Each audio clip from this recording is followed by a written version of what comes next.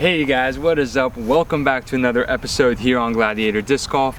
Today we're talking about one of the most crucial parts and one of the most fundamental parts to executing a backhand throw, and that is the X-step.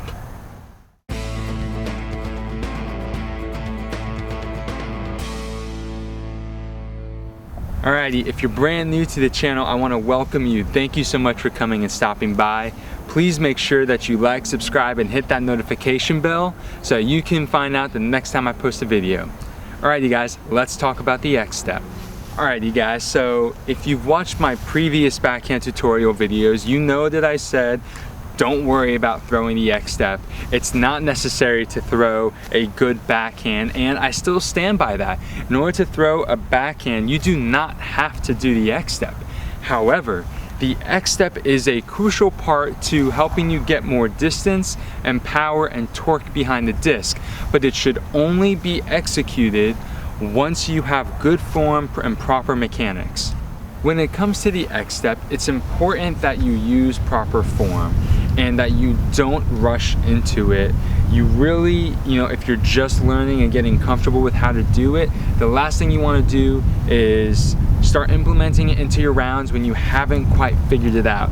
So I strongly recommend that when you're going and doing field work and you're practicing your throws, practice your X-step as well. Film yourself recording your X-step, because the last thing you want to do is to be adding an X-step to your game and then your other mechanics and fundamentals fall apart.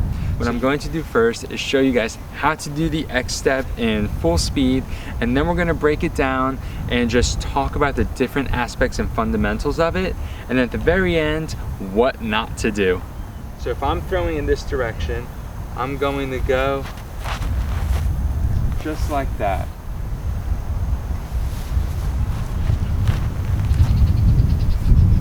Alrighty, so that was two angles of the X-step in full speed. So let's go ahead and let's break it down a little bit as to what we're doing. So when we're coming onto the X-step, you want to start with your feet and your hips pretty square. You don't want to be all twisted up. You want your shoulders and your hips and your feet to be aligned. So what I do is, if I'm throwing in this direction, I start with my left foot going straight along the path. And then as I bring my right foot down, I have it perpendicular to where I'm trying to. So my right foot's pointed this way, but I'm traveling this way, so a 90-degree angle. I then bring my left foot behind it, not super far and not, not behind it. I bring it behind it probably about a foot, and then as I am stepping down, I'm reaching back, and that's when my foot is once again perpendicular to where I'm throwing, and I'm following through and rotating on my foot. Helped. The biggest thing that you need to do when doing the X-step is add a little rhythm to it. Yes, you heard me correctly. Even though it's a walk-up, you do not want to do this. I can't tell you, I think it was like for 2.5 years, only maybe up until about 2-3 months ago, I just kept the same tempo throughout my entire X-step, and that's because I always thought that was the right way to do it. And I actually watched a video by Danny Lindahl where he talks about having a rhythm to it. And when he said that, I was like, that makes sense. Most sports are all about having a rhythm, all right, getting that body ready to execute at the very end.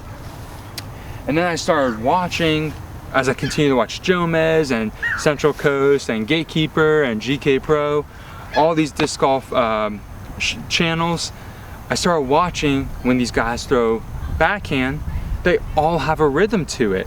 Now, it's all adjusted to each person's body type, but no one goes with their 3 steps, right, left, right. None of them are doing it in perfect order. It's more like so there's that rhythm to it. And where you execute that little, almost like a hop, this is, once I realized this, it made sense now why I think it's Eric Oakley has that little bit of a jump in his throw and his arm comes up like that, is because that's him getting into rhythm. And so that's what I've realized in mine, and Matt Bell does the same thing too. When you go, that first step can be at whatever tempo you want, but the moment you put down your second step, so for me, my right foot, when that comes down, my left foot is coming quickly behind it because I'm accelerating through my walk up now. And then there's a little bit of a pause as I go and plant my plant foot, as I'm about to throw and come through here. And so it's super important that the footwork is there before you start adding this tempo. So you may want to just walk through it. Get used to doing this. If you played, if you did anything in, you know, elementary gym class or even football, you know, the karaoke where you're having to constantly cross over, you kind of already know how to do the X step. If you don't, that may be a drill that you want to practice a little bit. So when you're practicing the X step, use a towel or just don't throw anything. Record yourself, see how you're doing it, take it slow, because the X step can be such a strength to your backhand. But if you don't do it correctly, it's going to make everything go wrong. All of a sudden you'll be, you know, you'll have gone from pulling through nicely to all of a sudden you're gonna round because you're more worried about this little dance routine you're doing right before the throw. So it's super important that you take your time with it, guys, and don't rush through it. I hope you found this super helpful, guys. The X step can be a great addition to anyone's game. So let me know how you're doing in the comments below, how it's helping you improve your game. And until next time, guys, have a great round.